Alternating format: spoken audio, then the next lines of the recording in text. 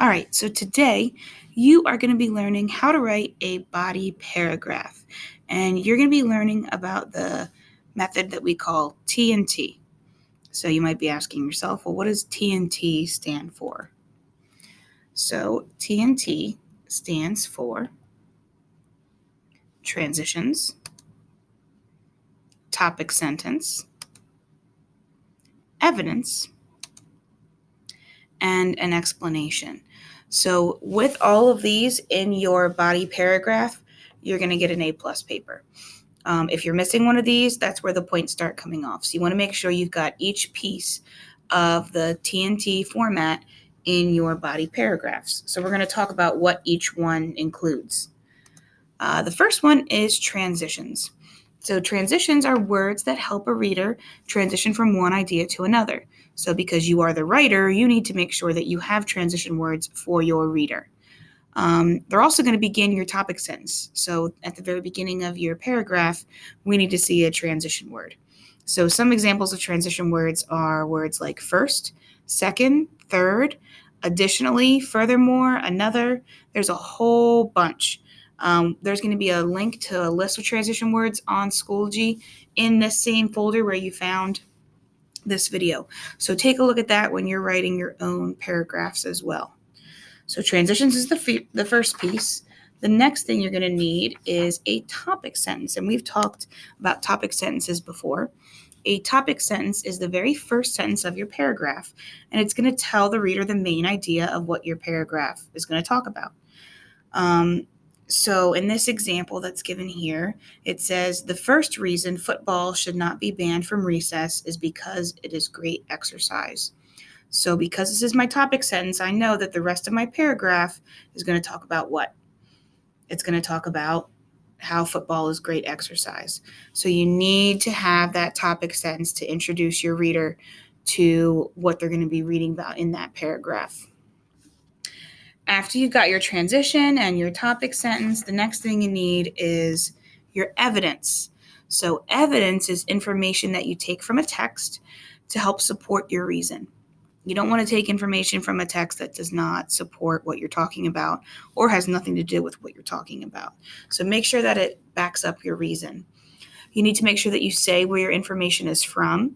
You could say things like the author states, and you'd put the author's name in there, or according to, and then the name of the article. You need to make sure you've got quotation marks. Anything that you are taking from a text needs to be in quotes. If you're taking it and copying it, it needs to be in quotation marks. And you're going to want your evidence to be word for word, meaning like copy and paste it. It's got to be exact. So let's look at this example. In this example, it says, the Time for Kids article, First Lady Fights Laziness in Kids, talks about the different ways that Mrs. Obama is helping children in America get healthier. Mrs. Obama says, one of the reasons kids become unhealthy is because they don't get enough exercise. On average, 54% of students do not get enough daily physical activity.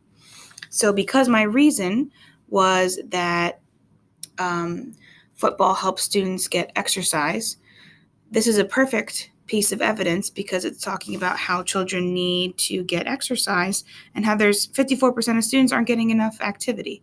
So obviously football will be a great way to do that. So this would be a perfect piece of evidence to support my reason. And now I've already started going into the last piece, which is the explanation.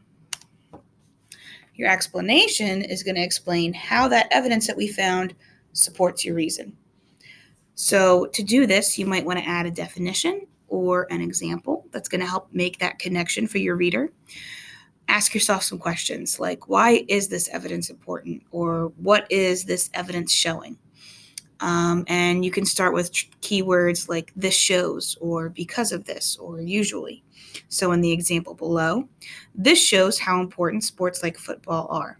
Teachers and kids could play together and everyone would be more active. We need football so we don't grow up to be unhealthy and get diseases like diabetes or heart disease. So this writer used examples in their explanation like diabetes and heart disease. And they explained why that evidence was important and what the evidence was showing. So you need to make sure you've got that explanation piece. This one is sometimes hard for sixth graders to do. You've got to use your brain. You got to think about why that evidence is important. So let's look at the whole thing all together using that T&T format. So our first T, transition, it's highlighted in pink. The first, so I already see that transition word like first. My thesis statement is in green. Reason football should not be banned from recess is because it is great exercise. In blue is my evidence. The Time for Kids article, First Lady Fights Laziness in Kids, talks about the different ways that Mrs. Obama is helping children in America get healthier. Mrs. Obama says one of the reasons kids become unhealthy is because they don't get enough exercise. On average, 54% of students do not get enough daily physical activity. And then my explanation is in orange at the bottom. This shows how important sports like football are. Teachers and kids could play together and everyone will be more active. We need football so we do not grow up to be unhealthy and get diseases like diabetes or heart disease. This would be a perfect A+ body paragraph. It's got each piece of that T&T format. Let's look at another one. So this one's already highlighted for you. This is talking about why animals should be kept in zoos. So in purple, the first reason why, my thesis statement, animals should be kept in zoos because zoos help people learn about conservation. My evidence is in blue. According to Oliver Dunhill, zoo and aquarium manager, and that's where my evidence is coming from.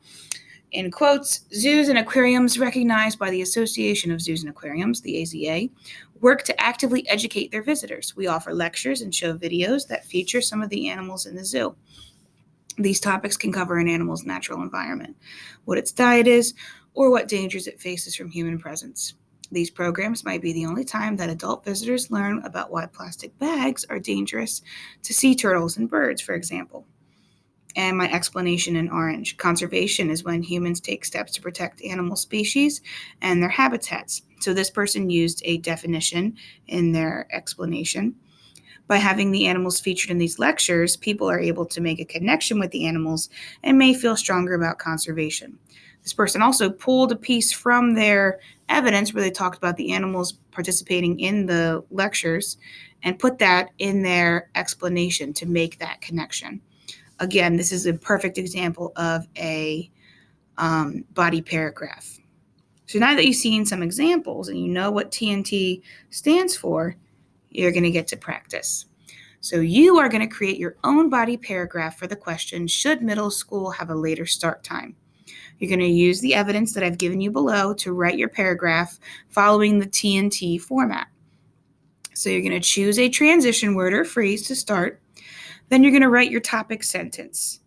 After that, you're going to use this evidence. And so the evidence is from the National Sleep Foundation and says students who received an extra hour of sleep were more awake, engaged, and participated more in daily lessons. And then you're going to write your explanation. Explain how the evidence supports that middle school should have a later start time. So use these notes that we just gave you to help you with this practice. Go back, review, and use that T&T format as you practice this.